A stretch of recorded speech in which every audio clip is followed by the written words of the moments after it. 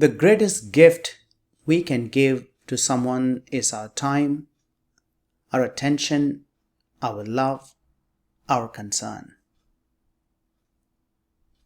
Archbishop Fulton's advice to love people and use things rather than to love things and use people. The gifts that we can give others, one of the best gifts we can give someone is a genuine thank you for being in our lives. The greatest gift that you can give to others and to yourself is time.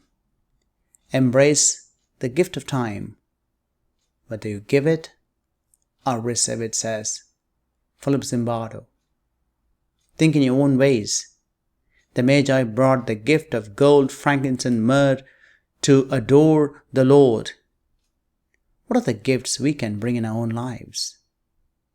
A smile, a shoulder to lean on, a pat on the back, an unexpected hug, a sincere compliment, a good morning even if it isn't, an anonymous good deed, a joyful phone call, a thoughtful card, a fresh perspective, a surprise treat, undivided attention, a random act of kindness, a genuine interest, encouragement, gratitude, and forgiveness. We celebrated the great feast of Christmas, Incarnation. Emmanuel, God is with us.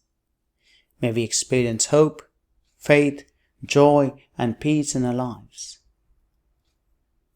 The wise men followed the star and found Christ was light from light. May we too find the Lord when our pilgrimage is ended. Emmanuel, God with us. The greatest gift we can give is our heart to Jesus.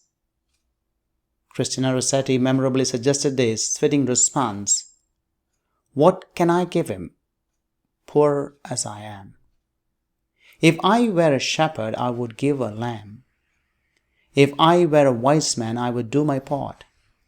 But what can I give him? I will give my heart.